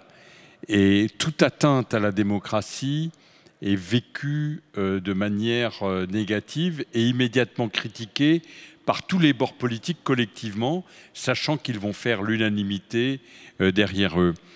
Or, dans l'exposé de Philippe Breton, on sentait bien que si on était capable d'en remettre sur l'aspect démocratique de notre pays, ne fût-ce que transitoirement, on aurait des résultats sanitaires un peu meilleurs. Quelle est ta position là-dessus? Alors, je pense que fondamentalement, une réponse efficace et un État totalitaire ne riment pas forcément ensemble. Alors, vous avez pris l'exemple de Chine. Moi, j'ai une double origine. Je viens d'Iran. Je prends l'exemple d'Iran, pays aussi qui est un régime autoritaire, s'il en est, mais pays aussi où la prise en charge est aussi de toutes parts critiquée par l'ensemble de la population. Ce que je veux dire, c'est qu'il n'y a pas de pays dans ce monde aujourd'hui face à cette crise dont les dirigeants puissent se dire on a bien géré les choses et les gens sont contents. C'est pour ça que je pense que c'est très difficile de porter un jugement sur les personnes qui, en première ligne de décision, prennent les décisions. Néanmoins, un certain nombre de choses ont été amenées et qui étaient justes. Je pense qu'avoir une culture de l'anticipation, une culture de la crise et une culture probablement de prospective est quelque chose qui nous aiderait. On est peut-être un pays qui est aussi dominé par, pas dominé en tout cas, qui a cette pensée structuraliste, qui a posé des structures et qui a pensé le pays et le monde sous forme de structures. Alors qu'en même temps, ailleurs dans le monde, se développait une philosophie des organisations, une philosophie des systèmes qui montrait que la complexité des systèmes pouvait faire en sorte qu'on a des failles par moment, on a des nœuds qui sont des nœuds fragiles et sur lesquels on pouvait avoir une action au plus près comme une action en centrale. Et donc je pense que ce qui nous aiderait, en tout cas une des autres leçons à prendre de la crise que nous vivons aujourd'hui, c'est de pouvoir se doter aussi de cellules d'anticipation et de prospective partout où les décisions doivent être prises. Je le dis pour notre collectivité à la ville de Strasbourg, à l'Eurométropole, le besoin est là et dire demain si on doit reconfiner, qu'est-ce qu'on ferait mieux par rapport à ce que nous avons déjà fait? Quels sont les éléments qui étaient les angles morts et qu'il va falloir mettre au centre de la réponse demain? Et ce qui est intéressant, c'est de constater qu'aujourd'hui, que ce soit le Pentagone, que ce soit l'armée chinoise, en tout cas les armées aujourd'hui se dotent de fonctions prospectives. Et pour s'aider de cette fonction prospective, bien sûr il y a des experts scientifiques d'une manière pluridisciplinaire, mais ils associent aussi des littéraires dans la manière dont les récits sont portés. Vous avez parlé de récits tout à l'heure et je pense que moi je crois fondamentalement à une puissance du récit, à une nécessité de récit. Et je pense que nous devons nous doter dans les collectivités, dans l'appareil de l'État, de fonctions prospectives qui peuvent nous permettre, pas forcément de prévoir à 100%, mais qui peuvent nous donner une capacité d'anticipation, mais aussi un discours qui va avec.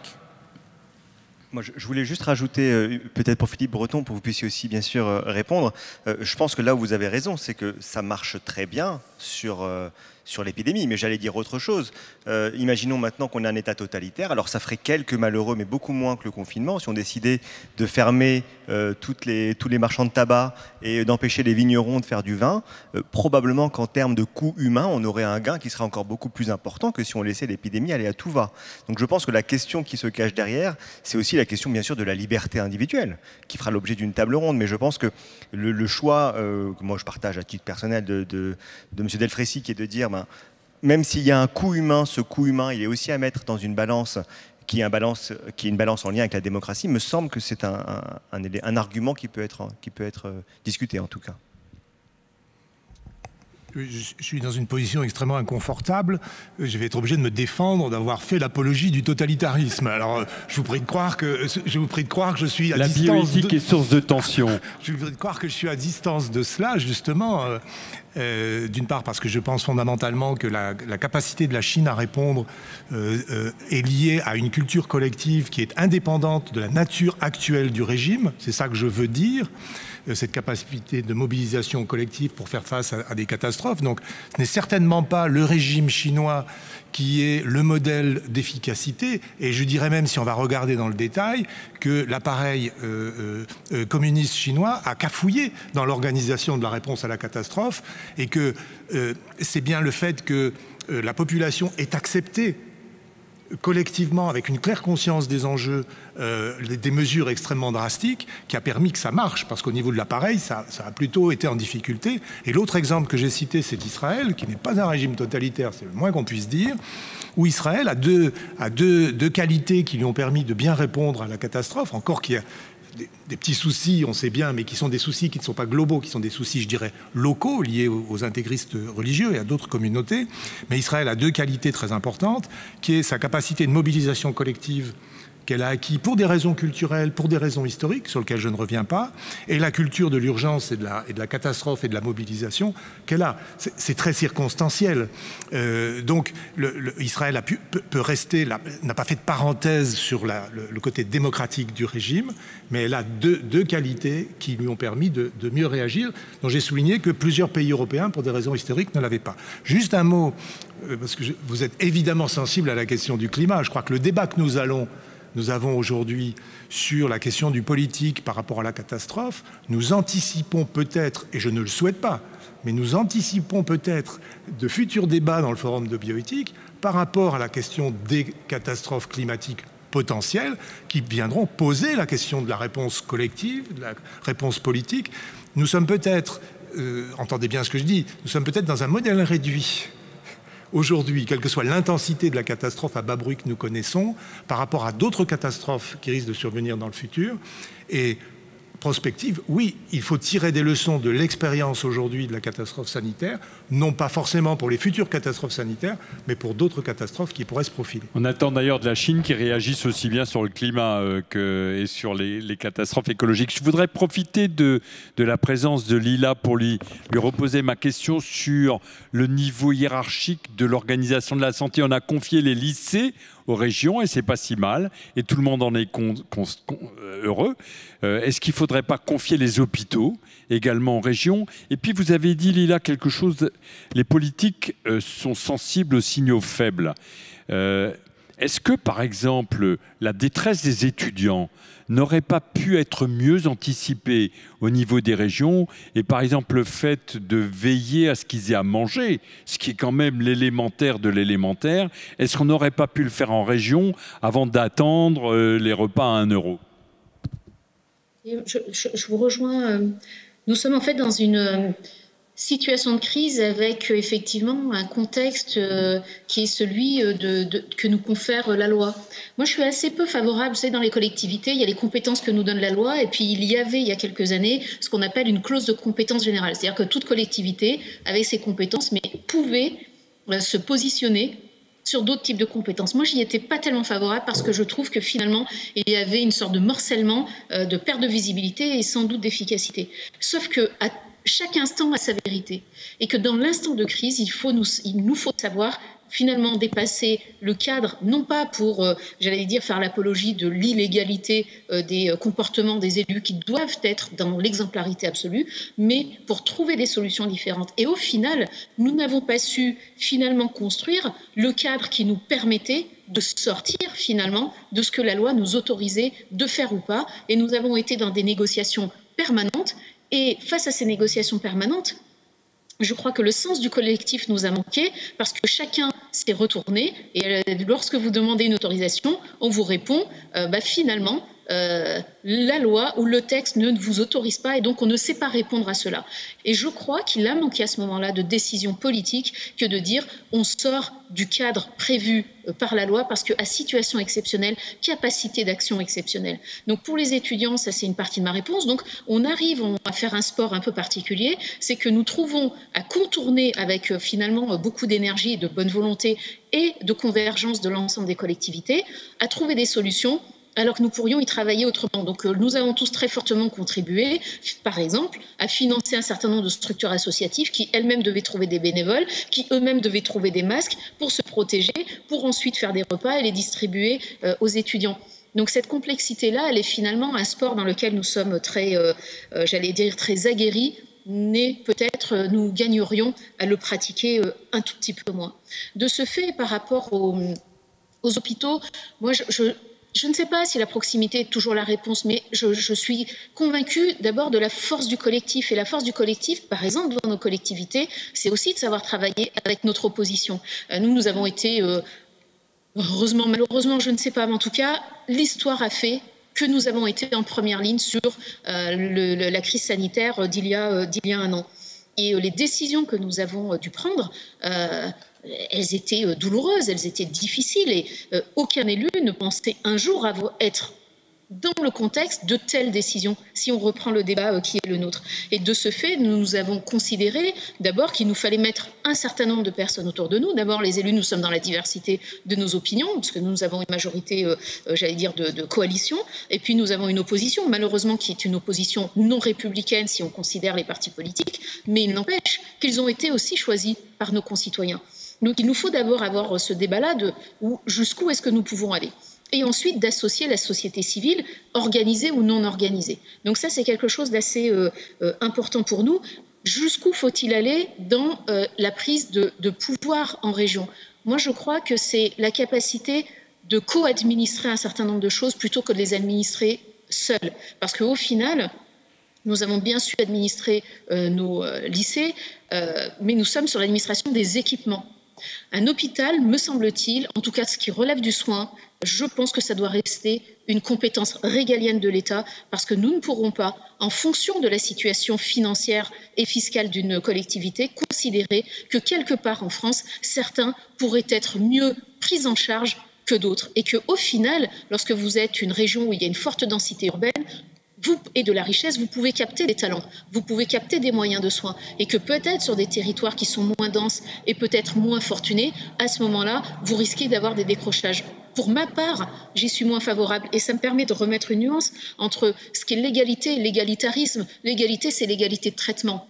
L'égalitarisme, c'est de considérer effectivement que peut-être nos personnes âgées, c'est la question, qui devons-nous soigner et qui devons-nous mettre sous cloche finalement pour sauver quelques-uns? Et cette question de l'égalitarisme se repose aussi aujourd'hui à l'heure de l'option du passeport vaccinal. Et parce que nous voulons être finalement tous dans cette approche d'égalitarisme, eh ben nous disons qu'il y a un risque de discrimination et de ce fait, on préfère ne pas avoir le vaccin vaccinal. En tout cas, c'est des grandes tendances d'opinion aujourd'hui. Et finalement, priver notre pays à la fois de pouvoir repartir économiquement et de permettre à ceux qui sont vaccinés également de réengager un certain nombre de mouvements et de mobilités.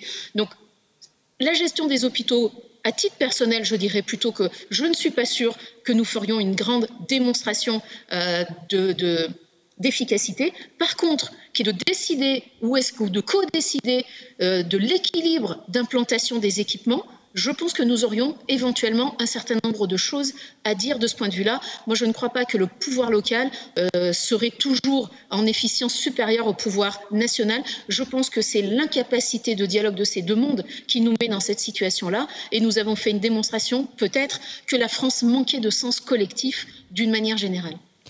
Merci. En écho à ce que disait Siama Kagababaye au début de l'intervention, le forum est un peu un lieu d'échange justement pour discuter entre le grand public et les experts. Donc on va laisser la place aux internautes.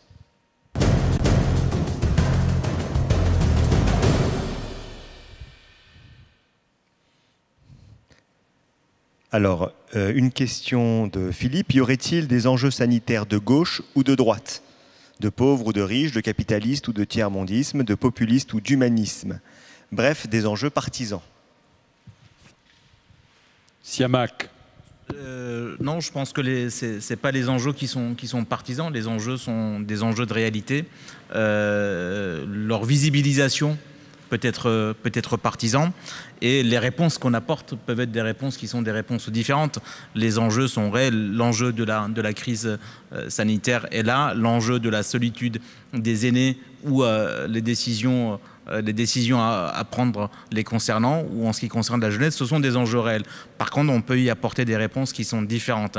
Néanmoins, et je rejoins ce qui a été dit par mon voisin tout à l'heure, c'est que effectivement, en temps de crise, parfois, ces frontières-là, ces frontières politiques-là, peuvent s'effacer quand il y a une volonté de mobilisation de l'ensemble de la nation, de l'ensemble d'une collectivité, d'une région, autour d'un certain nombre d'enjeux qui sont concrets. Donc je pense que les réponses peuvent varier. D'ailleurs, les réponses, on voit que les réponses varient. On voit que tout le monde n'apporte pas les mêmes réponses, ou en tout cas avec des nuances. Mais les enjeux sont des enjeux qui sont, pour ma part, en tout cas, partagés. Adressé à Philippe Breton, Arnaud pose la question: dans quelle mesure le principe de précaution érigé en dogme a-t-il perverti le débat, tant politique qu'éthique et scientifique? Merci pour la question. Je ne sais pas trop quoi répondre. Principe de précaution est quelque chose auquel nous tenons tous. Hein. Je crois qu'il faut faire attention à remettre en question cette idée. Le principe de précaution, c'est un principe d'anticipation aussi. C'est notre capacité à gagner du temps, à gagner du temps pour la manœuvre, à se placer dans une position plus confortable pour prendre les décisions. On a dit beaucoup de choses sur le principe de précaution. C'est presque devenu, dans certains milieux, un concept un petit peu négatif. Je dirais, au-delà de la question éthique du principe de précaution, le principe de précaution est aussi un outil méthodologique très utile et fondamental pour pouvoir répondre à des crises. Donc, je crois qu'il faut faire attention quand on le remet en cause. Une question de Yolande. Sous quelle forme les citoyens peuvent-ils faire entendre leur voix? Par quel biais? Lila. Je crois que si la question est de se faire entendre du politique, après 10 années, moi je crois que le politique a une grande attention à l'égard de ses concitoyens. Vous avez aujourd'hui, il y a plusieurs façons, et moi je suis dans la volonté d'avoir un dialogue pacifié. C'est-à-dire qu'aujourd'hui, vous avez un certain nombre d'instances qui le permettent. D'abord, on peut questionner la représentativité de nos conseils économiques et sociaux, et environnementaux d'ailleurs, ce qui s'appelle les Césaires maintenant. Ça, c'est le premier point qui est normalement le lieu de cette instance.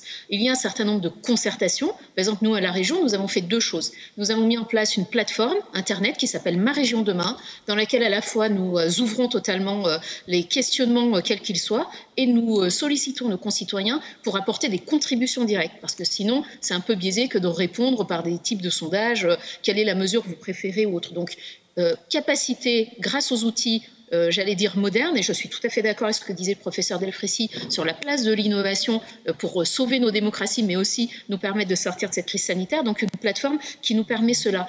Et parallèlement, je n'en ai pas parlé tout à l'heure, face à la difficulté que nous avons eue de savoir où nous allions et quelle était cette crise et sa profondeur, nous avons mis en place une plateforme qui est drivée par l'intelligence artificielle et qui nous permet d'avoir des modélisations, des prédictions de cette crise sanitaire, mais qui est adaptée à toute forme, j'allais dire, de situation sanitaire. Demain, ça sera une grippe ou autre chose, ou un autre variant, qui nous permet une modélisation à...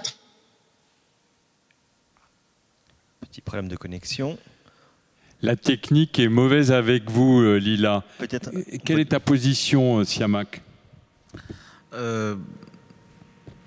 Moi, je pense que d'abord, il y a une chose dont on est sûr aujourd'hui, c'est que la démocratie représentative n'épuise pas l'ensemble des aspirations démocratiques des populations, que ce soit sur cette question précise ou sur d'autres.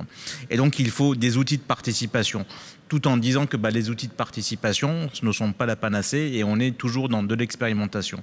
J'ai parlé du conseil scientifique et citoyen. Je pense que c'est un élément d'amener un certain nombre de citoyens tirés au sort sur un panel donné, de pouvoir s'exprimer sur un certain nombre de sujets. Donc ça, c'est un des éléments. Et puis ensuite, c'est aussi de l'information qui est donnée. Moi, je prends l'exemple des chaînes d'infos où on voit en continu les infos sur ce qui ne va pas, sur les choses qui vont mal.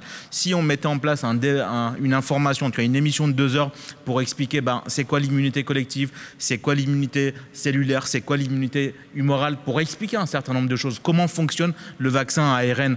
Pardon, mais à chaque fois, on invite un expert ou une experte qui parle pendant 2 minutes, un point c'est tout. Mais si on donnait de l'information claire et si cette information scientifique était partagée avec des mots que les gens peuvent comprendre, moi je pense qu'on s'en sortirait grandi. Mais y compris les chaînes de service public aujourd'hui, personne ne donne de l'information claire, à part de l'information qui est donnée par bribes ou de manière assez sensationnelle. Et donc, il faut qu'on revienne aussi à peut-être un autre type d'information qu'on retrouve parfois sur des chaînes YouTube ou qu'on retrouve ici, où on a le temps d'expliquer les choses, où on a le temps de débattre.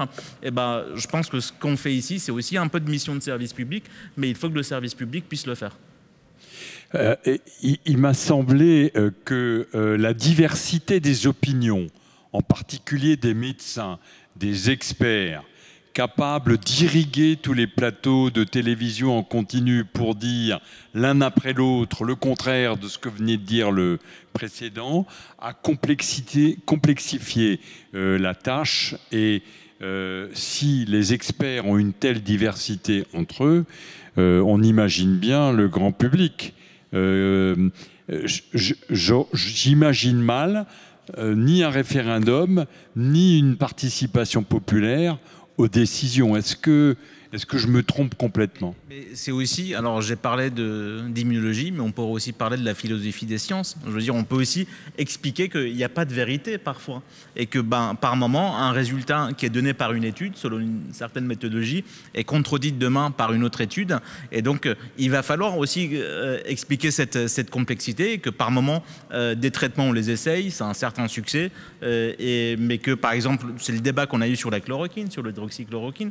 C'est quand même impensable qu'on ait des gens qui se déclarent des partisans de la chloroquine, des gens qui traitent les partisans de la chloroquine comme de fous dangereux, mais que jamais on a pris le temps d'expliquer c'est quoi ce médicament, par quel mécanisme ça agit. Peut-être que ce qui a été dit comme efficacité, c'est parce qu'on a essayé sur des cellules de singes, mais quand on essaye in vitro sur des cellules respiratoires humaines, ça marche pas, et que sur des études cliniques, ça n'a pas marché. Et cette chaîne d'explication-là, ça peut être donné, les gens peuvent le comprendre.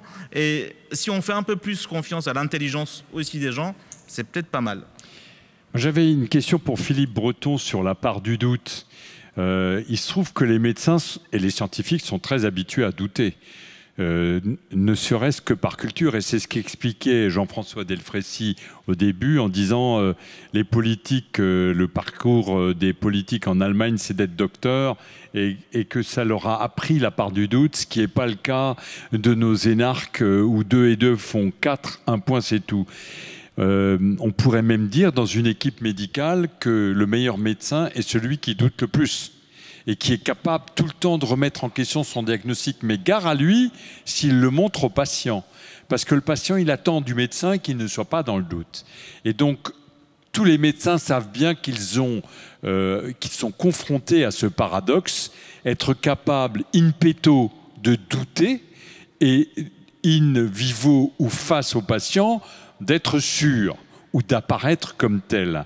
Est-ce qu'il n'y a pas là une énorme contradiction qui est responsable de la cacophonie actuelle? Le doute, c'est un luxe intellectuel. Hein. C'est le doute du sachant. Hein. Tout le monde ne peut pas se permettre de douter. On peut douter quand on a le capital pour mettre les choses en balance, pour avoir ce débat intérieur ou ce débat entre pairs qui permet à un moment donné d'arriver à un résultat toujours provisoire. Ça se heurte de plein front avec ce que toutes les enquêtes d'opinion constantes depuis 30 ans nous disent sur l'état de l'opinion. Il y a, je résume ça, mais on peut prendre des résultats et c'est vers ça que ça converge. On a dans l'opinion quasi majoritairement un désir de certitude. Et ce désir de certitude, il est adressé non seulement aux médecins, mais il est adressé aux juges, dans la contestation de l'institution judiciaire, il est adressé aux politiques. Ça se traduit de différentes façons. Moi, je suis toujours effrayé de voir à quel point dans les enquêtes d'opinion, l'item, j'avais fait des enquêtes aussi moi-même sur ce thème, et ça revenait de facile, l'item « La France a besoin d'un chef ». Alors, je ne dis pas que les gens sont fascistes, nazis, etc. C'est pas du tout ça. Je veux dire, c'est des gens qui ont une difficulté parce qu'ils ne se sentent plus maîtres de leur monde. Je veux dire, quand on doute, c'est qu'on est capable, on se sent malgré tout maître de son monde. Beaucoup de gens aujourd'hui ne sont pas maîtres de leur monde, n'ont pas le niveau d'éducation, le niveau de culture, le niveau de préoccupation, ni la position sociale pour être maître de leur destin. Et ça génère une incertitude existentielle majeure dans une partie importante de la population qui se traduit par un désir de certitude. On a envie de savoir. Alors si le médecin en qui vous faites confiance vous dit « oh, écoutez, je ne sais pas, finalement, je vais voir, etc. », que le politique dit « oh ben non », etc. Je veux dire, le résultat est très très simple. Les gens ne votent plus. Parce que le problème de la démocratie, c'est le problème de l'abstention, hein, concrètement. Quand on regarde les niveaux d'abstention, on se dit le Parti démocratique en France, il n'est pas majoritaire. Hein. C'est le problème de l'abstention et c'est le problème de la désillusion par rapport au médical. Il suffit de se plonger dans les souterrains des réseaux sociaux, même pas dans les souterrains, dans ce qui affleure, pour voir que le rapport au médical, c'est un rapport de défiance. Et je dirais, c'est un paradoxe. Plus le médical affichera, je veux dire, ce qui fait sa méthodologie de raisonnement, plus il éloignera le patient, même chose pour le politique. Donc moi, je n'ai pas de solution par rapport à ça, mais moi, je trouve, et je l'ai éprouvé comme enseignant aussi, il y a des moments où c'est bien d'afficher son doute, il y a des moments où c'est bien aussi d'assumer sa position. Et c'est aujourd'hui une difficulté. Il y a un moment, il faut dire, c'est moi le patron, c'est ma décision, et j'assumerai moi, dans mon fort intérieur et dans ma responsabilité personnelle, le fait que ce n'est pas forcément la bonne décision. Mais je crois que l'affichage du doute, il faut qu'on réfléchisse quand même là-dessus. Ça ne donne pas des bons résultats, toujours. Merci infiniment. Alors, je crois que Lila Merabé donc, est partie, le professeur Delfraissy aussi. Donc, il me reste à vous remercier pour cette table de très bonne qualité. Et je pense qu'on va revenir sur la table suivante sur des questions qui seront assez proches, puisqu'à 18h, on se retrouve également avec vous, Philippe Breton, pour la thématique pandémie de fake news. Donc, on vous retrouve à 18h, toujours en direct. Merci.